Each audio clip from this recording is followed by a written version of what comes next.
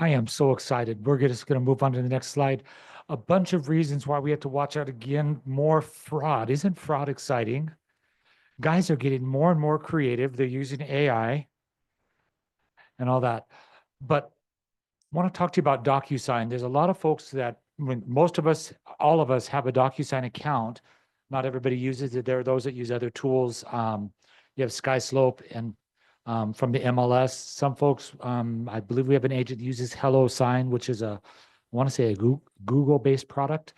Anyway, something to watch out for. This is the newest one that's been coming out. Agents will receive looks like a typical DocuSign message where you click on the big blue button and it takes you to DocuSign. If it forces you to log in and it's coming from another agent and it wants you to log in, watch out. That's possibly a scam. And it's sending you to another site where you'll share your credentials. And then now they've got your credentials to log into DocuSign. And then they will send out messages and ultimately send wire instructions to somebody that's in your database. People will lurk in your Gmail account. They may get your account. They could get a title account. They could get a lender's account. So there's three different areas, directions they can come in. So watch out. There are a couple of reasons there. So here, when you click on the email, usually the default is that it takes you right there to sign. I sign stuff every day when it comes to referral agreements or addenda to your buyer broker and all that. So I'm pretty used to using DocuSign. I've gotten really fluent at it. I can do it from my mobile device. I am a tech wizard, and I'm teasing. That said, on occasion, I'll get one where it'll click and it will say, you have to log in to DocuSign. That should be a clue. You want to call that other agent. Did you set it up?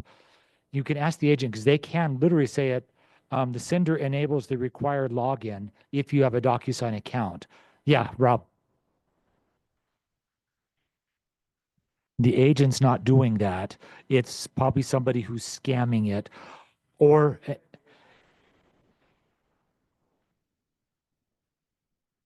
I get it all the time. Another agent may send something to me for a referral agreement. I typically call my agent first before I sign a referral agreement, especially if it's, for 10%. But I've had agents send me stuff and they'll say, well, I'm not doing 10%. I'll say, great, call the other agent or you go ahead and generate that referral agreement. That's another topic. But if you get a DocuSign request or another request that asks you to create an account or to log into your DocuSign, there's an outside chance that's fake.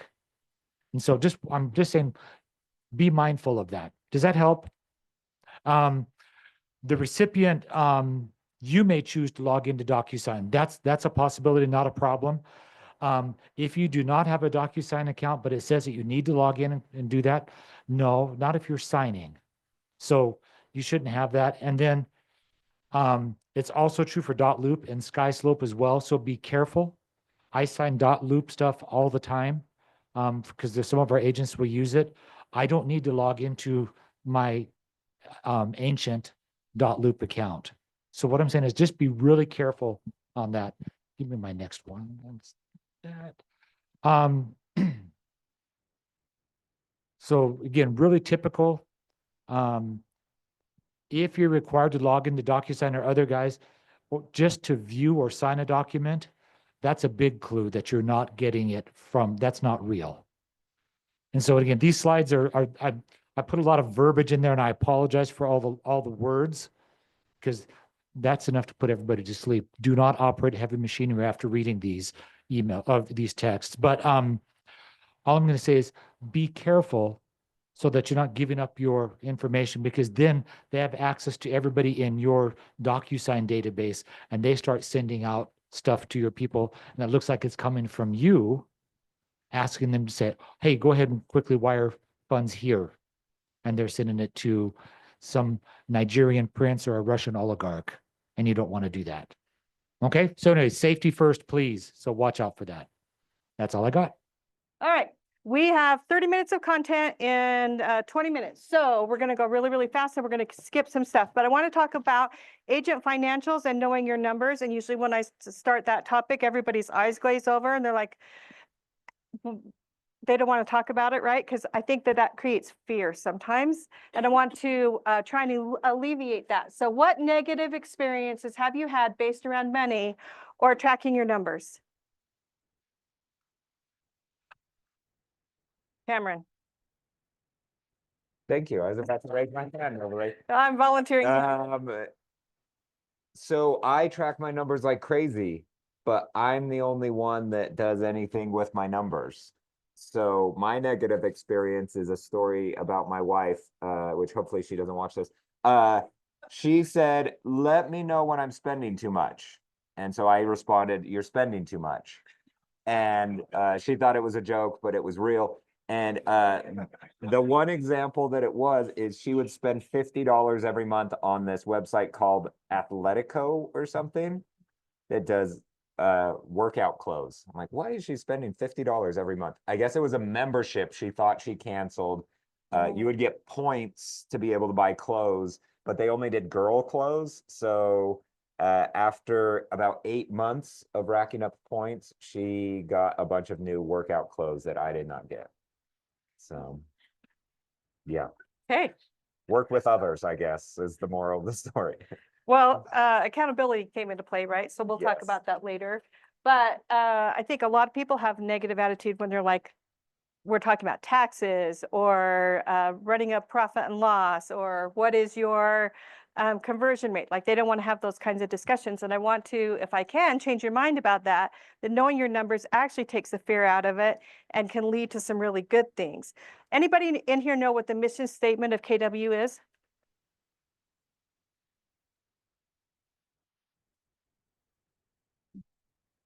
Yeah. Okay. Oh my gosh, where are we going? Okay. To build careers worth having, businesses worth owning, lives worth living, and experiences worth giving, and legacies worth leaving.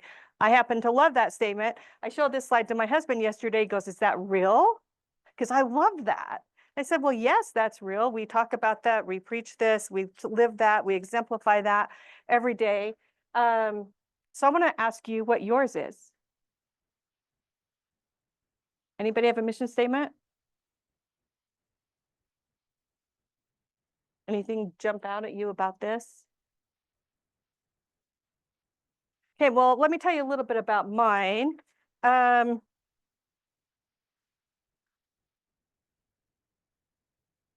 This is last weekend. Part of my mission statement is to, I want to get the exact quote, leave a legacy of financial knowledge, create memories and traditions that are generational. So last weekend, 5 years ago, when I was down in Austin for training, we took a day and we went to Waco. We went to Magnolia Market and we had the best time.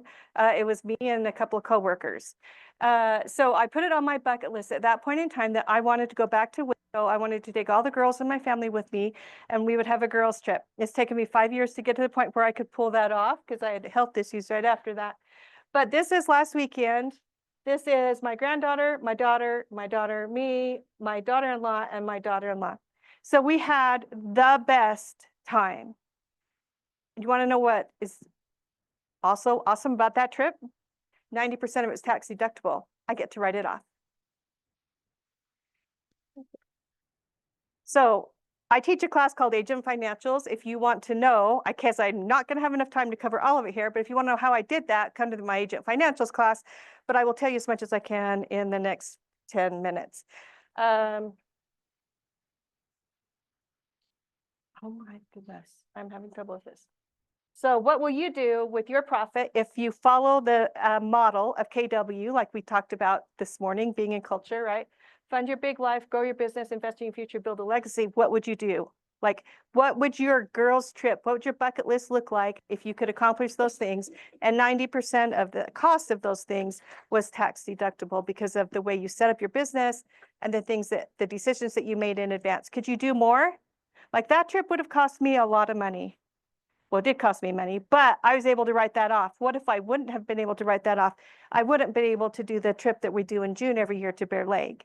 But because of the tax strategies and the business entity and all of the things that I have set up, I'm able to do more things and strengthen that, that legacy that is part of my mission statement.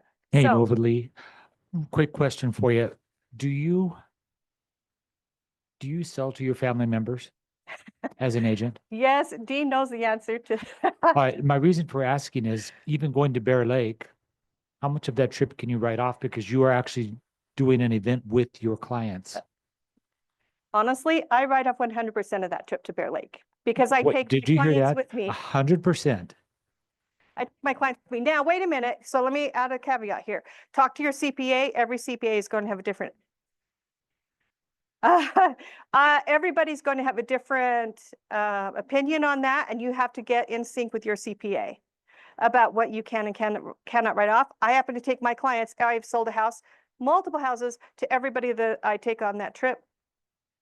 To me, it's the same as Keller Splash. There's just more involved. Okay.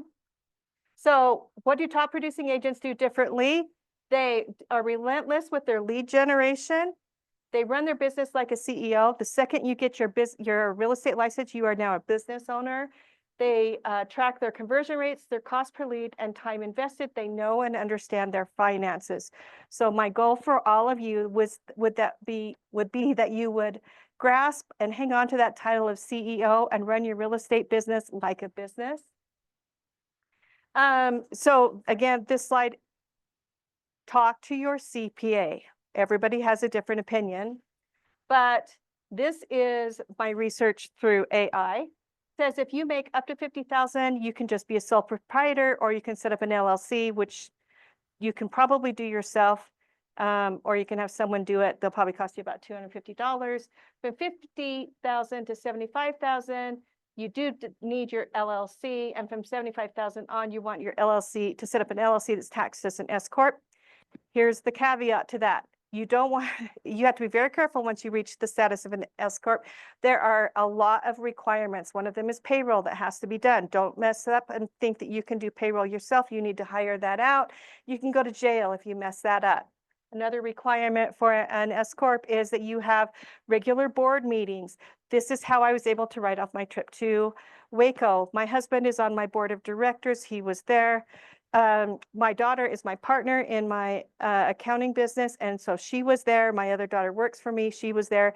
So because we had our board of directors meeting in Waco, I was able to write off the trip.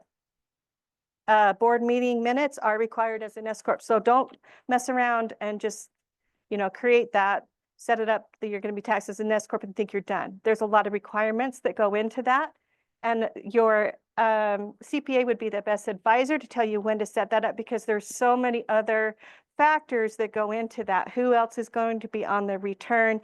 Do they have 1099 income as well? If they're a W-2, that might delay it. All those kinds of things go into consideration before you set up that S corp. I do 2 a year, and I have the minutes for those. I don't travel to all of them. That was a rare thing, but a separate business bank account and credit card are required from day one. Do not commingle your real estate income and your regular bank account. Even if you operate as a sole proprietor, you need to have separate accounts that is just your business expenses, because if you try and pull your business expenses out of your personal account, I promise you're going to miss them. You will definitely make some mistakes on that, and you will have to pay more in taxes. And my goal is for none of us to have to do that. We're going to skip this one. These charts are all going to be in the slides for you. This is the model that KW has come out. If you want to earn 150,000 in GCI, it tells you how much you will pay in cost of sales, what your gross profit is, what your expenses are, and what your net income will be. At the end of that, that 73,500, 20% of that should go into a savings account for taxes. If you're not doing that, come and see me. I will help you figure out a way to do that, because I don't want people walking into my office in March and April going, Novalea, I don't have my money for taxes. I don't know what to do. Because if we plan ahead, we won't be in that situation. I can help you with that. The MREA has a chart of accounts that tells you These are the income accounts that you should have. These are the expense accounts that you will have. We don't have time to go through them, but I will attach a copy of this chart of accounts to the team meeting slides so that you'll have them. I actually created a Google Sheet. So when you click on it, you will have your own chart of accounts in Google. And you can just copy and paste from there. If you can read a nutrition label or a baseball box score, you can learn how to read basic financial statements. Angie had to step out, but Angie is amazing. And I'm so proud of her. A few years ago, she came to me and said, my financials are my weak spot. And so she hired us to do some bookkeeping for her. And then over the years, she has taken that back. She now runs her own QuickBooks. She does all of that all by herself. If she has a question, she comes and talks to me. But she knows and understands her numbers and was able to make that a strength of hers when she used to consider it a weakness, just by investing the time in it to get to that point. And I'm so proud of her. Reading financials is not hard. It just takes a little bit of knowledge and a little bit of time.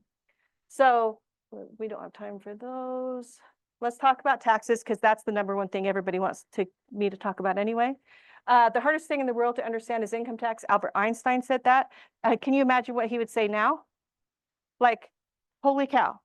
If you know an uncle or a cousin who does your tax return, most likely you're not doing yourself any favors. Go hire an experienced, busy CPA that focuses just on income tax. Because the manuals that come out every year, just for changes, are like taller than me. So if someone is doing work other than just income tax, they're probably not your best resource. They're not going to understand all the tax laws, or they're not going to be as up to speed as they should be on taxes. So I always recommend hiring a CPA that is strictly for taxes. These are tax deductions for real estate agents.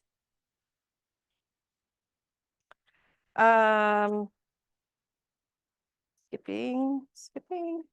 Anything on there jump out at you? Okay, so that's a great question. Laundry's on there. Here's the thing. Laundry must be a uniform to be written off. That would be dry cleaning for a uniform. What is considered uniform? What you're wearing is not considered uniform.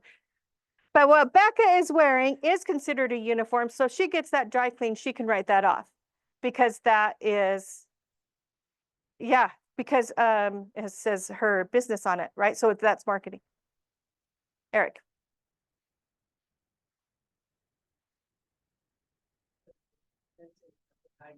There's a bunch of shit you can write off on your taxes.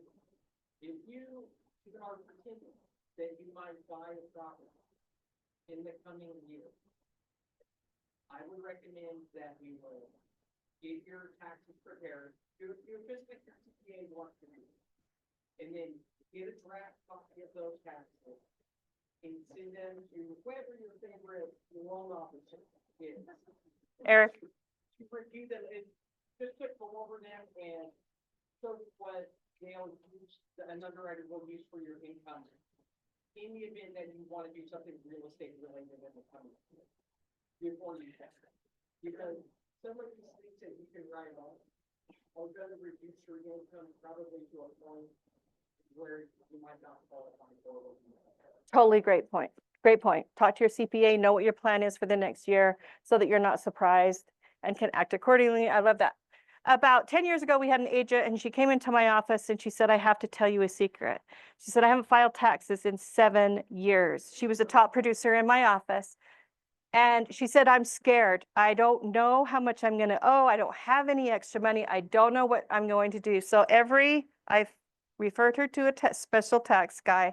And every time I talked to her, I almost said her name. I said, young lady, have you filed your taxes yet? Have you filed your taxes yet? But she said, no. And she's like, okay, Novalea, I took out my shoe boxes. She had a shoe box of receipts per year, and she took them to the CPA. What do you think the result of that was? Government owed her money. Yeah, the IRS owed her a refund for each of those 7 years. But she had fear and anxiety and stress, like it was ruining her health for 7 years because she was afraid of doing actually going and getting it done. So I do not recommend that. She's lucky it came out the way she did. All of these tax deductions will be in your email. Taxes are not due once a year. They're actually due 4 times a year for independent contractors. This one I feel incredibly strong about. If you have a CPA and he only wants to see you once a year when you're doing your taxes, you need to fire that guy or woman and go find a decent CPA attorney. A CPA tax preparer should be meeting with you every quarter. They should determine what your income is and what is taxable for that quarter, and then you make a quarterly tax payment. So when you reach March or April, whenever your taxes are due the following year, LLCs and S corps are due in March, sole proprietors are due in April, you don't even have to write a check because you've prepaid that every quarter, and you are not going to be like, I don't know what my situation is, and just be like that agent and just go in and you're fearful when you wait until the last day because you don't want to know. Like, you should be knowing every quarter what your status is, how much you owe, and you should be making those payments. If you don't have a CPA that wants to meet with you that often, come and find me and I will get you to a better one. A budget is telling your money where to go instead of wondering where it went. I love that quote by John Maxwell. So it can be as easy. There might be a slide in here. Maybe there's a slide in here, but I want to tell you how important budgets are. We go through about $4 million a month in this market center. I have a P&L, I have my budget, I have an amount budgeted in every single category. It's 3 pages long. Our P&L is 3 pages long. I have an amount budgeted, and then right next to it, I have how much I spent that month. Let me tell you about accountability. So I go into a meeting once a month with Boyd, Clay, Johnny, and Shoni, and I am accountable for every dime that left the market center. I write on the P&L, it's like, there's my budget amount. Right next to it's how much I spent. If I spent more than my budgeted amount, I have to, in red, put off to the side, write why I went over budget in that account. So when someone comes to me and wants, to buy new office furniture or to, throw this big, huge shindig, in the back of my mind, what do I have thinking? What's my mind going? Well, I got to go tell those 4 guys that I went over budget and spent all this money. It really empowers me to say no. And I have said no to people in this room, and I feel bad, but not that bad, because they don't have to go meet with those 4 guys and tell them why they went over budget. Accountability is a huge deal. Find somebody that can be your accountability partner. Put your budget, and you can do it in Excel, do it in Google Sheets, you can put it in QuickBooks, you can put it in QuickBooks Online. I don't care where you put it, but put it somewhere, and then compare your actual to what your budget is so that you know how you're doing in each of those categories. I've got all the money I need if I ever die before 4 o'clock this afternoon. When it comes to your budget, lead with revenue. You can't spend money you haven't earned and you don't have. So if the chart of accounts, if the MRE budget model says that you should be spending 12% of your income on marketing or whatever, but you don't have any income, like, come on. Like, you got to lead with the revenue first, then you can start spending money on expenses. Play red light, green light. What's red light, green light, Cameron? Look at all of my budget items and I think, do I need this? Yes, green. No is red. I have yellow. I should probably look at it. Yeah.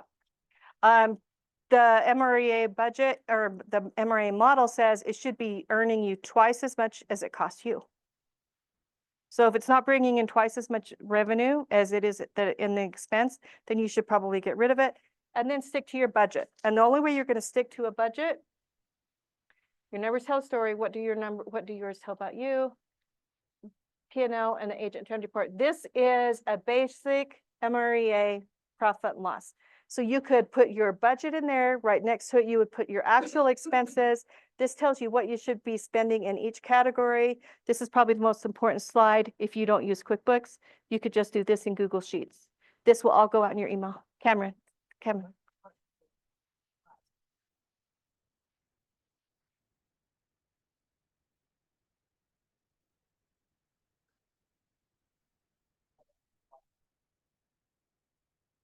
So did you get a closing from Keller Splash?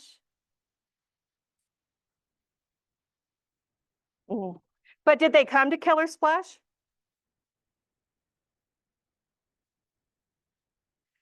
So when leads come into the market center, like a recruiting lead, like this one, I think this agent would be a good agent for KW. We track who referred that person. So I think if you knew if that person attended your events, you could probably mark that is a good event. If you had an event and nobody ever mentioned it, maybe change your event.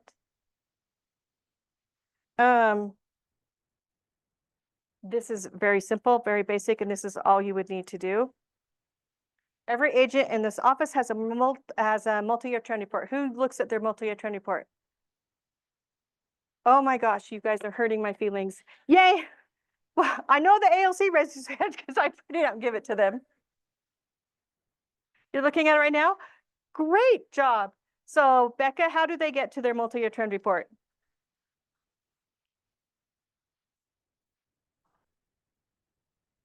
They log into this. Then you go to this report section right here. And then it pulls up your reports. And then you go to your multi-year trends. It pulls up this one.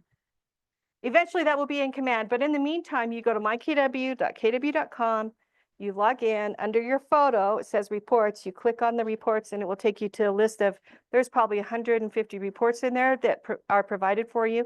The number one report is multi-year trend report. You should be looking at that every month. Helps you track listings, under contracts, closings, your GCI. If you don't know where you've been, you don't know where you're going, right? And you don't know the success of what you're doing until you can track your numbers at that level. I love that report. I carry the multi-year trend report around from the market center the entire month. If you see me, I most likely have that report in my hand. And I'm happy to show that to you at any time. We're an open book company. Hey, Novalea, a lot of folks will call me or they'll text me and I don't know what to do about it. Dean, how close am I to capping? Oh, I You love know. this question because I don't have to answer it anymore. Yeah. Because normally I would have to look that up. But if you go into command, it's actually in command. Go into command, you click on your name in the top right corner and you drop down to my profile. And then on the left, you click on KW Westfield. At the very, very top, it will tell you how much your cap is, when it resets, and how much you've paid in company dollar and royalty. And I would not have to, that's 90% of the questions I get. So if everybody knew how to do that, I would probably be out of work. Okay, I love Dave Ramsey. Dave Ramsey is the biggest accountability fan when it comes to budgets and knowing your numbers. He says, find an accountability partner. They'll support and encourage you through the ups and downs. This person should be willing to call you out when you've lost focus. We're not talking about a negative Nelly. We're talking about someone who will speak truth into your life during the good and bad times. Think of them like a workout partner who encourages you while still pushing you to reach your goals. When you want to stray off the path or quit altogether, they keep you on track. So if I could get one commitment, actually I want two out of you, but the first one would be find someone, it's either your spouse, a friend, a coworker, someone that you're going to review your finances with every single month. Like without a doubt, it has to be mine is the second Monday of every month. And I can tell you what, on the second Sunday of every month, I am working on that dang report. It's 60 pages. I'm accountable for 60 pages. So you guys can be accountable for less than that. You just need to have what you spent and what your budget was and show it to someone else. You are way more likely to say no to the wrong thing if you're going to have an accountability partner. Can you commit to that? I will commit to that. I want to see, I want to see hands. And if you can't find anybody, I'll be your accountability partner. I would love to do that. It's not working. Goals are for people who care about winning once. Systems are for people who care about winning repeatedly. And I want that system to be around reviewing your financials, and your numbers, monthly year trend report, and your P&L every single month. If I could get you to commit to that, you guys can be making your own trips to Bear Lake, your own trips to Magnolia, Market, and all of those things. Have them tax deductible, not have to write a big check in March and April. And that's what I wish for all of you. Cameron and I are going to teach it. So when do you want to teach it, Cameron? Tomorrow? Yes, not this week, but soon. We'll put it on the calendar for June. Not June 13th. Yes, we're busy that day. Any other questions? 2 commitments. You're going to review your P&L with an accountability partner, and you're going to review your multi-year trend report every single month. No surprises. Click on your name in command. Right under there, it says My Profile. Click on that. On the left-hand side, it says towards the bottom, KW Westfield. Click on that. Oh, surprise! There's your numbers. Okay, any other questions? Thanks, guys. Appreciate your time. Oh, wait. Okay. I want you to get 2 books. This one, Profit First. You have to own this book. Read it. It is magnificent. It's the best thing that you can read when you're starting a business, which you just did. And the other one is Psychology of Money. If you read those 2 books, you will be in great shape. My job here is to meet with all of you, coach you, and help you on your finances. So please make an appointment and come and see me. Thanks, Novalea. Enjoy lunch, everyone.